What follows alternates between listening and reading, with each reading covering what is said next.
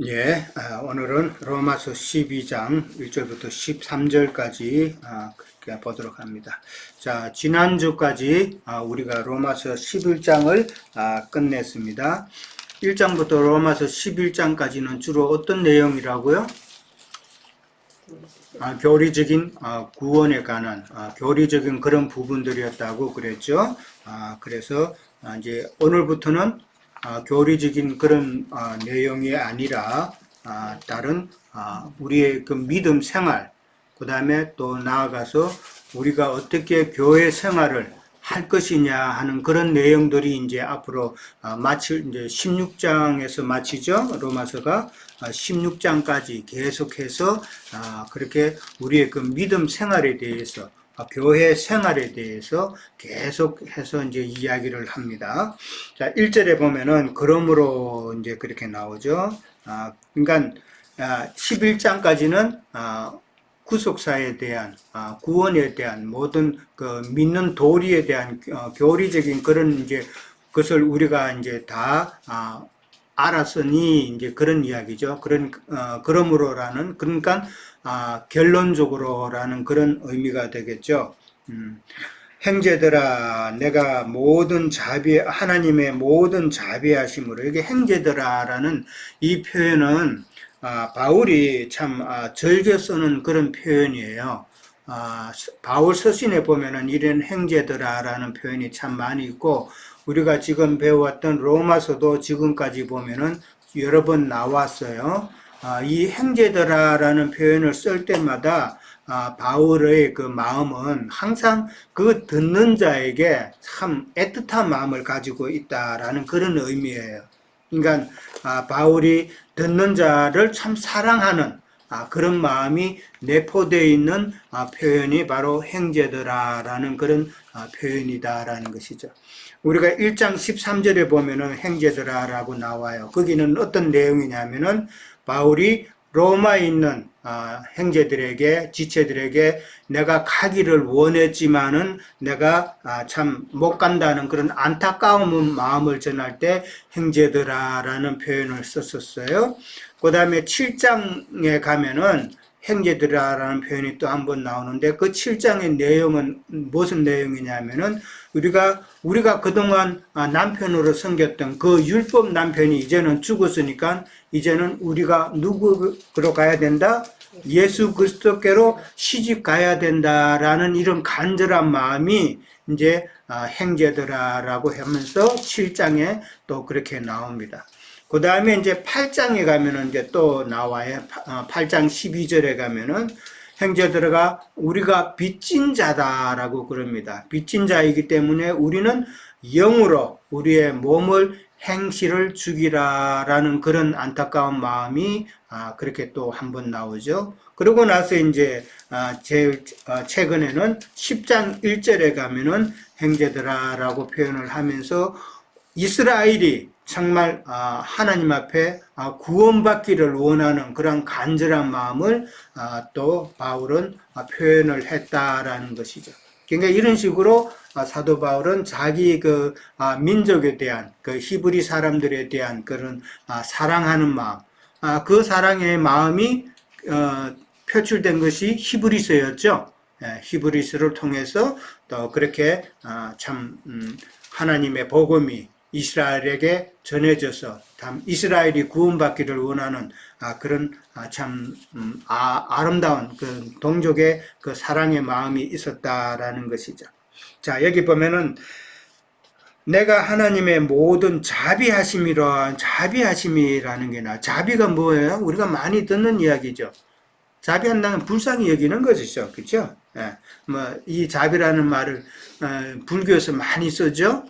불교에서 자비라는 단어를 기독교에서는 사랑이라는 표현을 많이 쓴다면은 불교에서는 이 자비라는 말을 많이 쓰죠. 그 부처를 갖다가 그냥 자비라는 말을 안 쓰고 그때 앞에다가 대자를 붙여서 대자 대비하지 이런 식으로 또 표현도 하고 그러죠.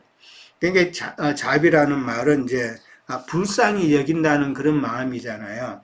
그러니까 이 하나님의 자비하심은 우리가 하나님과 원수가 되었지만은 그 하나님의 자비하심으로 인해서 우리를 선택하셨고, 우리를 또한 부르셨고, 우리를 또한 구원하셨고, 우리를 또한 의롭다 하셨고, 또 의롭다 하실 뿐만 아니라 우리를 또한 거룩하다라고 그렇게 하나님께서는 우리를 그렇게 인정하셨죠. 그렇게 하신 것이 바로 하나님의 자비하심에 근거해서 우리가 그렇게 된 것이다라는 것이잖아요. 하나님의 그런 불쌍히 여기는 마음이 없으면은 우리가 하나님의 그 선택과 부르심과 구원과 의롭다 하심과 그 다음에 거룩하심에 우리는 들어올 수가 없는 존재다라는 것이죠. 지금 말했던 선택하시고 부르시고 구원하시고 거룩하게 하시고 의롭다 하는 이 모든 과정이 지금 우리가 그동안 배워왔던 내용들이죠. 로마서 1장부터 11장까지 모든 내용들이 지금 다 들어가 있다라는 것이죠. 그러니까 하나님의 그 자비하심에 근거해서 우리가 구원을 받는다라는 것이죠. 그러니까 이 바울은 다시 한번 그 자비하심으로 구원한다라고 그렇게 표현을 합니다. 이 구원한다는 말은 명령하는 것과 또 간청하는 것의 양면이 포함되죠.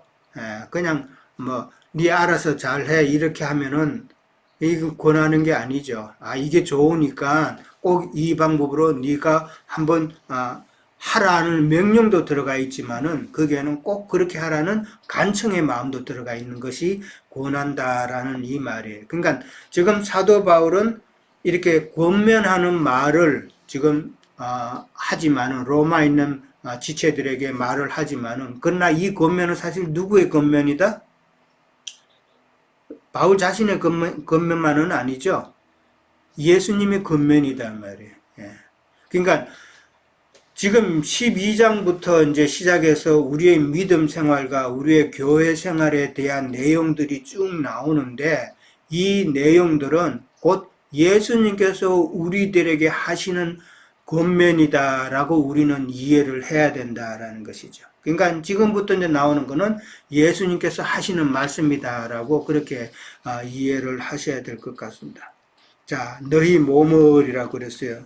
너희 몸을 너희 자신이라는 것이죠. 너희 자신을 하나님이 기뻐하시는 거룩한 산제사로 드려라 그랬어요. 산제물이라고 이제 본문에 나왔는데 다른 성경에는 산제사라고 그렇게 또 표현되기도 했어요. 그리고 또 이 산제물이란 말은 희생제물로 드려라 그런 의미도 또 있는 것이죠. 자, 이게 살았다는 그 산이라는 표현을 썼어요. 이거는 무엇을 의미하는 거예요? 영을 의미하겠죠. 영적인 예배. 그러니까 그 다음에 또 영적인 예배니라 영적 예배라는 나오는데 이 산제물이라는 게 표현이 나온 것은 죽은 것도 있다는 것이죠. 그럼 뭐가 죽었던 거예요? 구약의 제사는 죽은 제사였다라는 것을 지금 대비하기 위해서 너희를 갖다가 산제물로 드려라 라고 나오는 거죠. 구약의 그 짐승 제사는 그건 죽은 제사다라는 것이잖아요. 그러니까 너희가 산 제사를 드려라는 것은 죽은 짐승 제사가 아닌 살아있는 너 자신을 지금 드리는 제사를 하라는 그 이야기죠. 결국은 나 자신을 드리는 그런 그 산 제사를 드리라는 그 말이다 말이에요. 근데 구약의 짐승 제사는 이거는 일회성이죠. 딱 지정된 장소에서 딱 지정한 때에 드리는 그런 제사단 말이에요. 근데 이 산 제사는 시간이 구애가 있어요?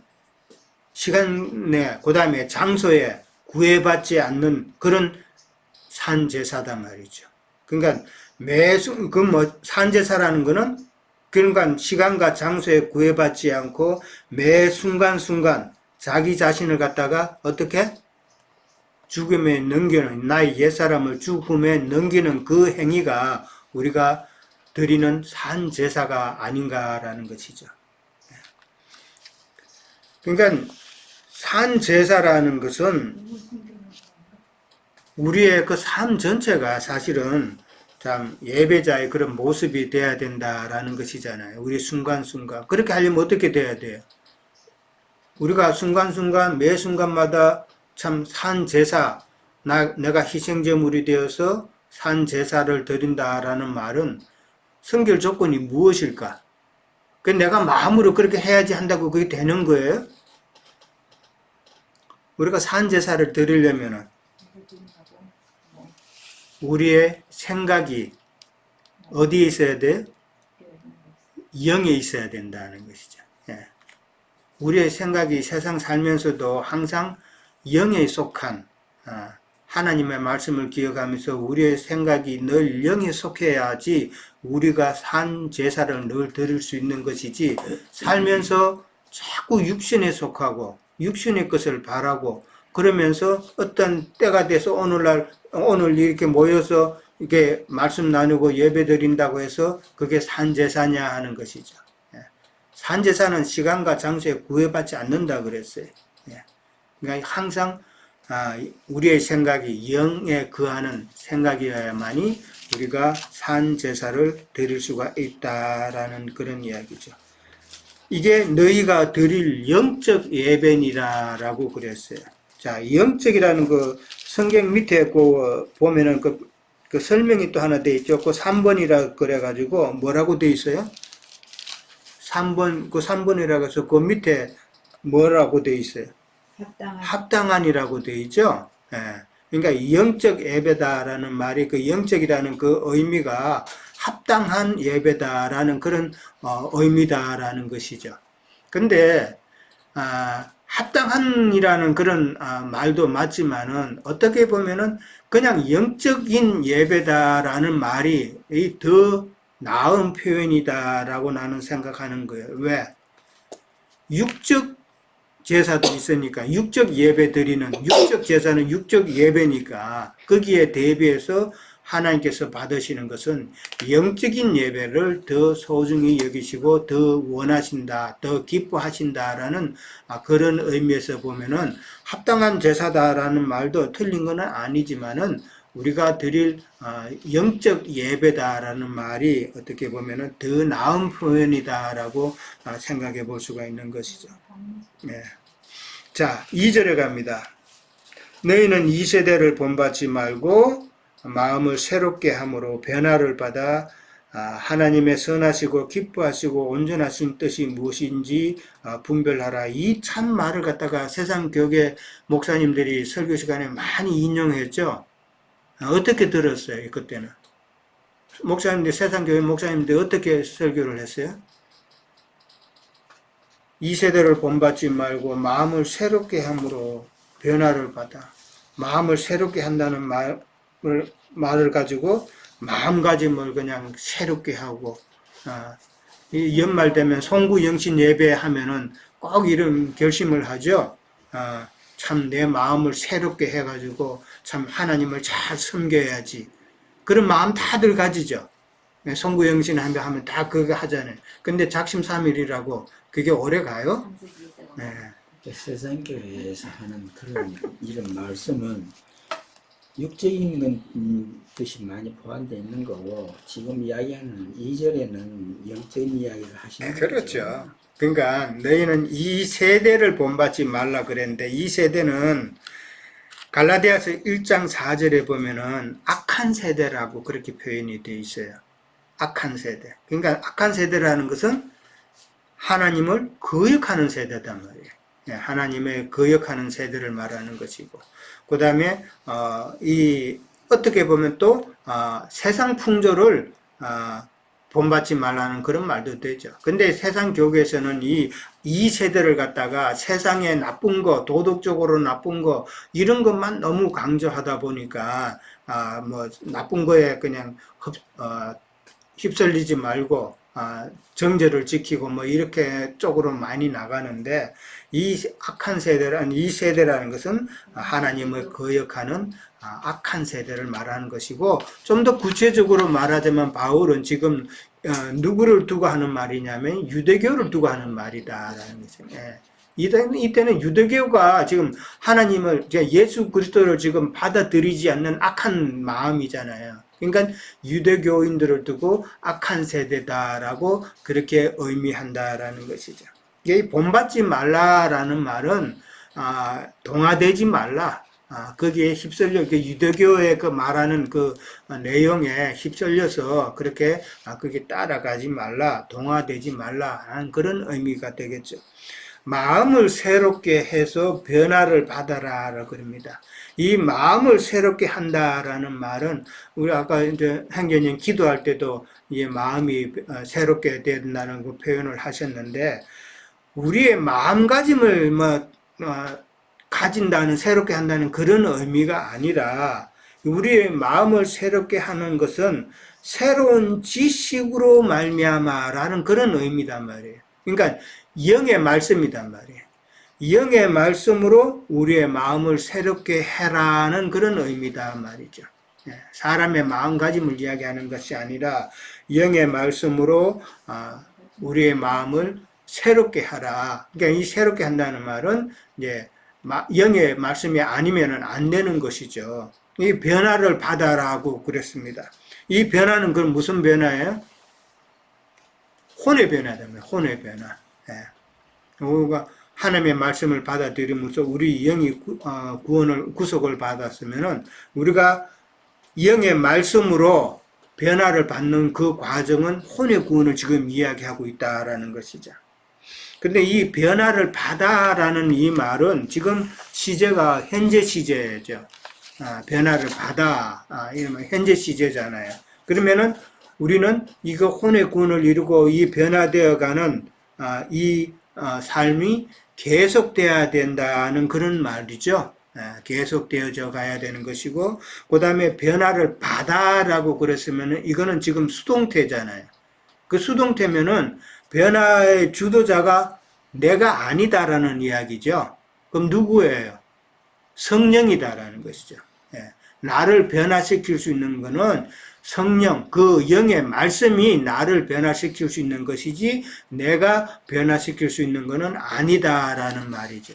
그러니까 이 변화를 받아라는 말은 현재 시제이고 수동태의 모양이다라는 것을 이해를 하시고 항상 우리가 계속적인 하나님의 형상을 계속해서 이루어 나가는 그런 노력이 있어야 되고 그 다음에 성령의 말씀으로나 그러니까 영의 말씀으로나 우리가 변화를 받을 수 있다라는 것을 이야기하고 있어요.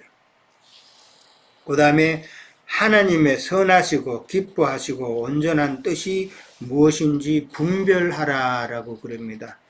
하나님의 선은 누구예요? 하나님 자신이죠. 하나님 자신이다면. 그 다음에 하나님께서 기뻐하시는 자는 누구예요? 예수 그리스도가 하나님의 기뻐하심이잖아요. 그렇죠? 예수 그리스도. 그 다음에 온전하신 뜻은 하나님께서 우리에게 대한 온전하신 뜻은 우리가 하나님의 창세기 나온 대로 하나님의 형상을 이루어가는 것이잖아요. 그러니까 우리가 믿을 때에 믿음 생활을 할 때에 하나님에 대해서도 정확하게 알아야 되고 하나님의 기뻐하심이 뭔지에 대해서도 알아야 되고 그 다음에 하나님의 뜻이 무엇인지 이거 참 아는 것이 중요하잖아요. 이게 믿음에 있어서 어떻게 보면 첫 단추인데 첫 단추를 잘못 깨고 하나님이 어떤 분인지 하나님의 기뻐하심이 뭔지 하나님께서 우리에게 향하신 뜻이 무엇인지 사실 그거를 한번 깊게 생각해 본 적이 있냐는 것이죠. 나도 신앙생활 세상교회에 있을 때 하면서 이런 부분에 있어서는 내가 깊게 생각해 보지 못했던 것 같아. 그러니까 어떻게 신앙생활을 해야 되는지 거기에 대한 생각도 못 해본 것 같고 그렇게 다들 그렇게 막연하게 그냥 예배당 다니면은 그냥 어떻게 되겠지 하는 이런 막연한 생각 그것이 우리가 마귀에게 쏟는다라는 것이죠. 그러니까 분별하라라고 그렇게 나왔어요. 이게 분별하라는 명령령이잖아요. 명령령인데 우리가 어떻게 믿음 생활을 할 것인가를 성경을 통해서 영의 말씀을 통해서 깨달아서 우리가 산 재물의 믿음의 삶을 살아라라는 그런 의미죠. 그러니까 이 명령문 행택이니까 변화를 받아서 참 하나님의 뜻을 분별하지 못하고 하나님의 뜻대로 살지 못한다면은 그 책임은 누구한테 있다는 거예요? 그건 우리 자신한테 있다는 거죠. 하나님께서 그렇게 명령을 했었는데 우리가 그렇게 안 되는 거는 하나님의 책임이 아니죠. 그건 내 책임이다 말이에요. 자, 그 다음에 3절 갑니다. 3절 이하는 이제 교회 생활에 대해서 이제 구체적으로 이제 나와요.